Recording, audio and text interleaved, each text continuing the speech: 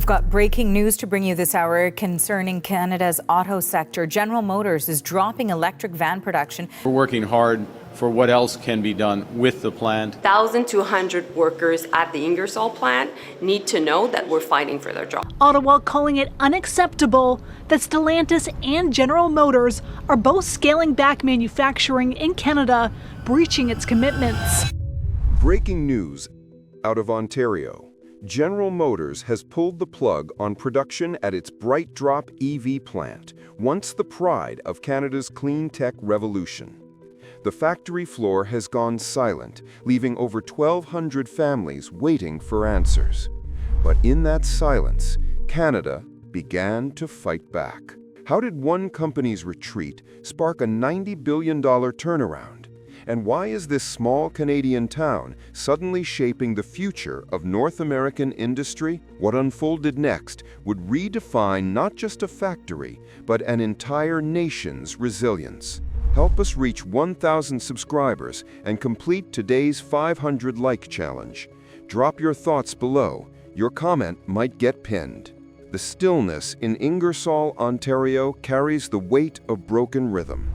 Just 2 years ago, the Kami assembly plant reopened with headlines calling it Canada's first large-scale electric vehicle factory. In December 2022, GM invested over $1 billion Canadian to convert the site for its BrightDrop Zevo 600 vans, a cornerstone of Canada's shift toward a green industrial future. Politicians celebrated, suppliers expanded, and townspeople believed the factory's hum meant stability at last. But by April 2025, that hum stopped.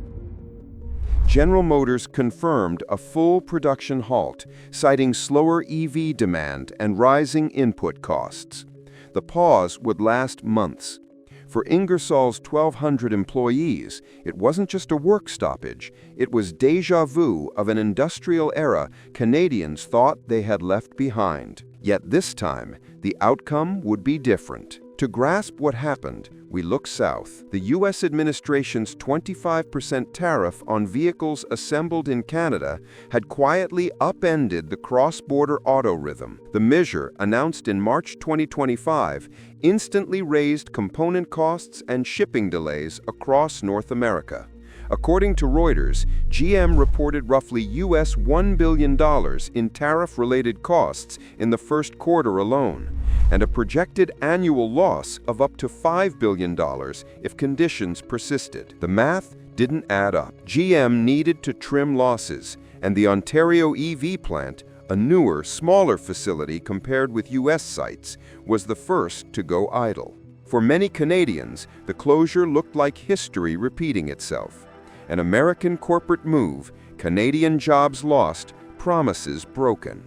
But Ottawa didn't reach for retaliation, it reached for something else: stability. Within weeks, the federal government outlined an industrial cushion few nations could match.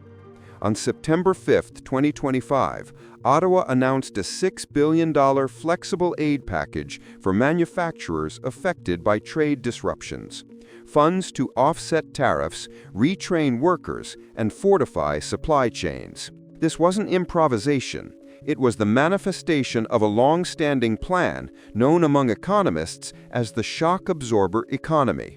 Between 2020 and 2024, Canada attracted over $46 billion in EV-related private investment, supported by $52 billion in public incentives, the highest among G7 countries relative to GDP.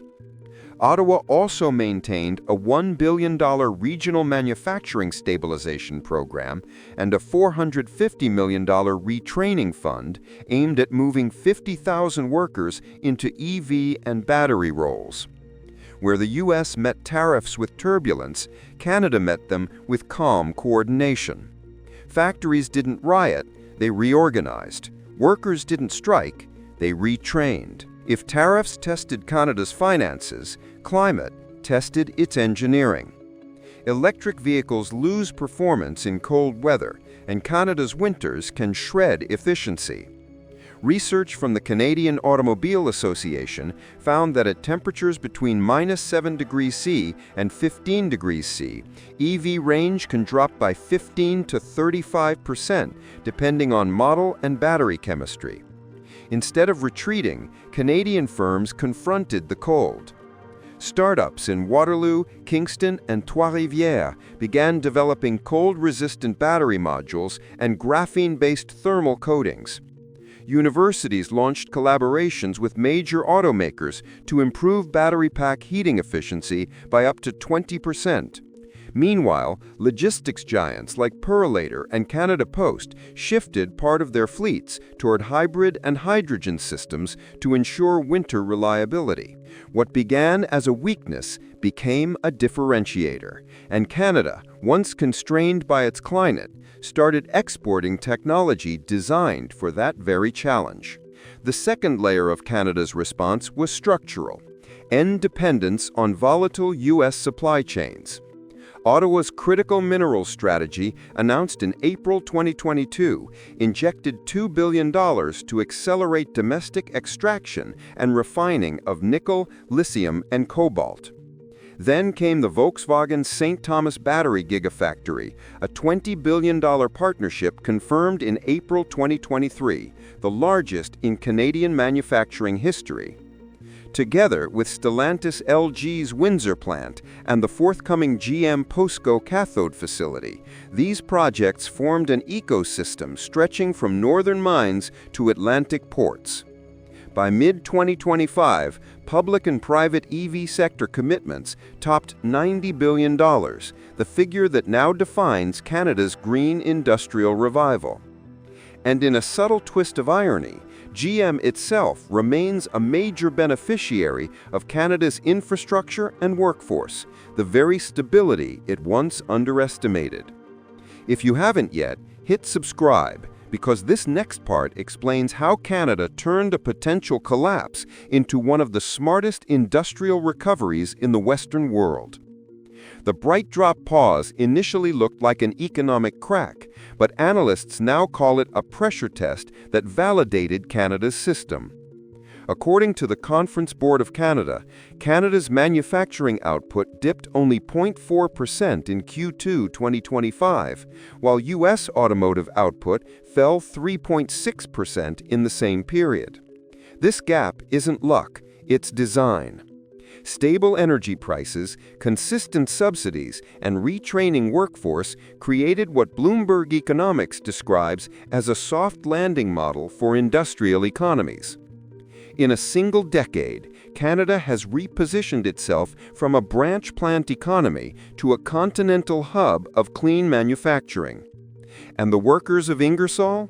Many are already enrolled in advanced battery assembly and robotics programs funded by the Federal Retraining Initiative. When General Motors switched the lights off in Ingersoll, few imagined the darkness would reveal Canada's brightest industrial strategy in generations.